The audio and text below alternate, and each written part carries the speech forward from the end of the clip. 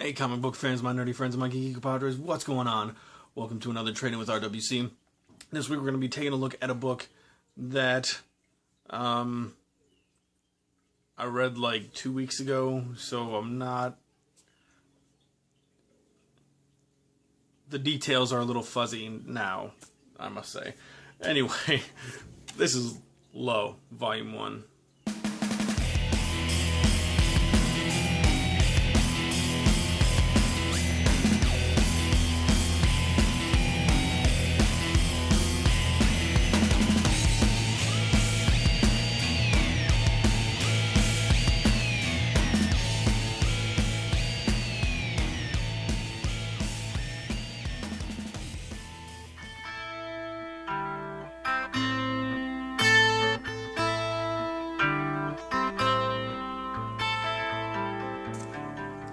So, Low, Volume 1, The Delirium of Hope, written by Rick Remender and drawn by...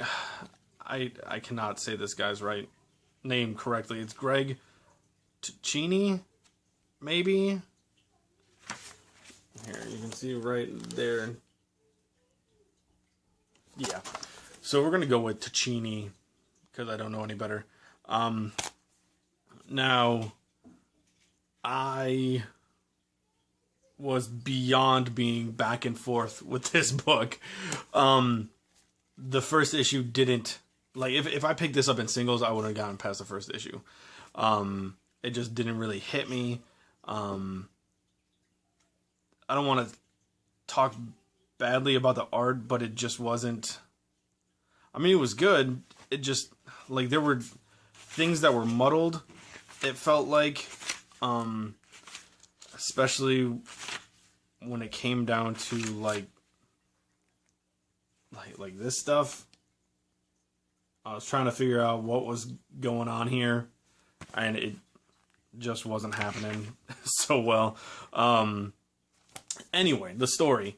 The sun's about to explode. The population of the Earth have moved underwater. And there have been, like, probes sent out into the galaxy trying to find a new planet to inhabit.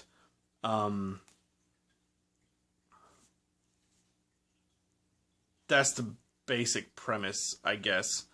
But, you know, as in everything, there's good guys and bad guys. There's... God, I see, this is where the details are getting hazy. Stell and Joel are a married couple, mother and father, and they have a son and 2 daughters. They are living in this city underwater, and it gets attacked. By that picture I showed you was the people coming to attack.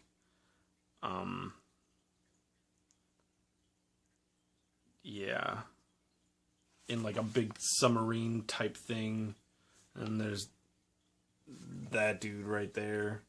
And that's the main baddie. I can't remember his name. Anyway, they have, like, Joel, the dad, has this, like, mech suit, it seems, type thing. He's called a helmsman, and he's going to teach the kids how to use it or whatever. I don't know, dude. This book got confusing. And like I said, this first issue I wasn't a fan of. Like, underwater sci-fi apparently is not my thing. But it goes on to redeem itself in, like, the next issue, which I really enjoyed, because the 2 daughters get kidnapped, and the father ends up dying. Sorry, spoilers, but that's all from the first issue. So the mother is trying to be the optimist as she always is and bring hope to her son and herself, really, and the community in this underwater city. And she wants to go search for the daughters, and go find this probe that has landed on Earth. And the only reason why the probe would have come back is because it found a place that they could live. It all goes sideways when they find this third city that the main baddie guy is at, and has one of the daughters captive.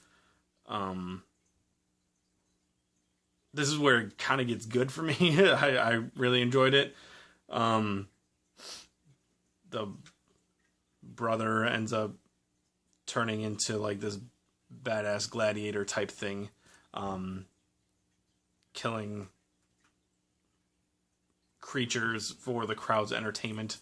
And then it goes bad again in another. God, I'm so meh about this book. Part of me really, really wants to pick up like the next volume, maybe. But I don't know. With the ending of the first volume the way it was, I don't know if I'm gonna care. I don't know. It's just, God, it's so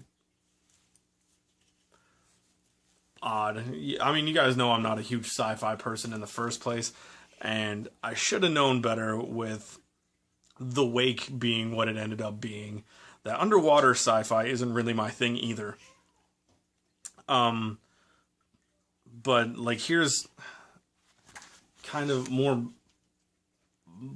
muddy art that I just can't get into. Like, I just don't know what's going on. But then there's like some really great art parts.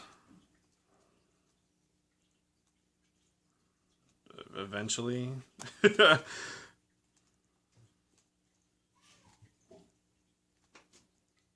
I guess there's not some really great art parts.